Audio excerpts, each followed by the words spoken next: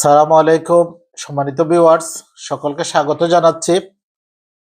আজকের আলোচনা করব Nobel laureate professor doctor Mohammad ইউনূসের জাতিসংঘের ৭৯তম সাধারণ পরিষদের ঐতিহাসিক ভাষণ নিয়ে।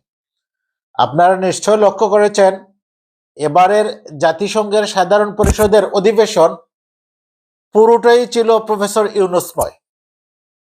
অবিশ্বাস্য, বাংলাদেশের জন্য এক বিরল সম্মান নিয়ে তিনি এসেছেন। বাংলাদেশের কোন সরকার প্রধান স্বাধীনতোত্তর বাংলাদেশে বিগত ৫৫ বছরে এরকম মর্যাদার আসনে, সম্মানের আসনে অধিষ্ঠিত হয়েছেন। বিশ্বের সরকার প্রধান এবং রাষ্ট্রপ্রধানদের মুখে মুখে যার নাম উচ্চারিত হয়েছে বারংবার, সে হচ্ছে প্রফেসর ডক্টর মোহাম্মদ ইউনূস।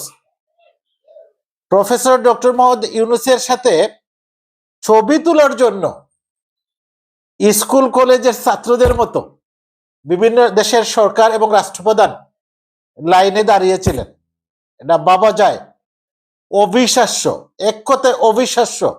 শুধু বাংলাদেশ নয়, দক্ষিণ পূর্ব এশিয়ার কোনো সরকার প্রধান কিংবা রাষ্ট্রপ্রধান জাতিসংঘের ইতিহাসে এরকম বিরল সম্মানের ভূষিত হয়েছেন বলে আমাদের জানা নেই।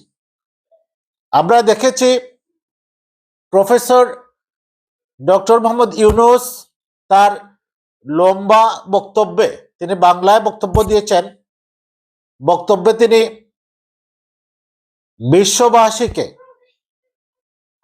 শুভেচ্ছা জানিয়েছেন বাংলাদেশের জনগণের পক্ষ থেকে।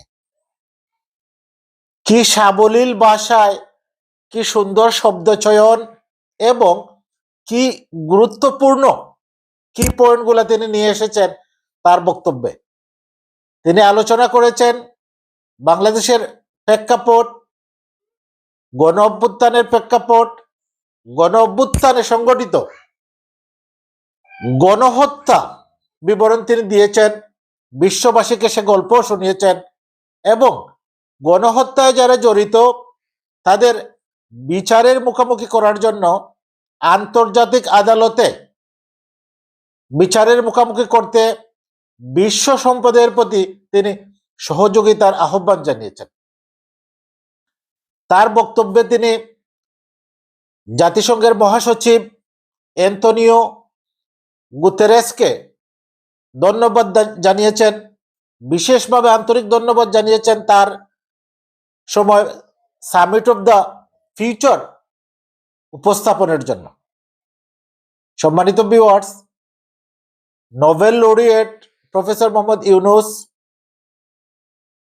জাতিসংঘে অবস্থানকালে বিশ্ব নেতৃবৃন্দের সাথে তিনি দ্বিপাক্ষিক বৈঠক করেছেন, মার্কিন প্রেসিডেন্টের সাথে তিনি বৈঠক করেছেন, কানাডার প্রধানমন্ত্রী তার সাথে বৈঠক করেছে, পাকিস্তানের প্রাইম মিনিস্টার তার সাথে বৈঠক করেছেন বিশ্ব নিয়ন্ত্রক সংস্থা, বিশ্ব ব্যাংক, IMF, আন্তর্জাতিক আদালতের প্রধান সহ বিভিন্ন বিশ্বের গুরুত্বপূর্ণ ব্যক্তিবর্গ তার সাথে সাক্ষাৎ করেছেন এবং সবাই বাংলাদেশের বিষয়ে, বাংলাদেশের আর্থসামাজিক অবস্থার আলোকে সব ধরনের সহযোগিতার আশ্বাস পুনর্ব্যক্ত করেছেন।